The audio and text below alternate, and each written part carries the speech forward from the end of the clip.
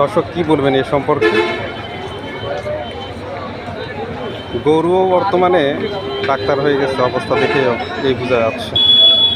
একটি গরু, এক শিংওয়ালা গরু, যাদের অ্যাকিরা রোগ, পানিয়া রোগ, হাঁপানি, ডেজ, রক্ত, গরু মহিলাদের ফদর ভালো মতে ভালো হয়, এটা কিভাবে সম্ভব? আপনারা কমেন্ট করেন।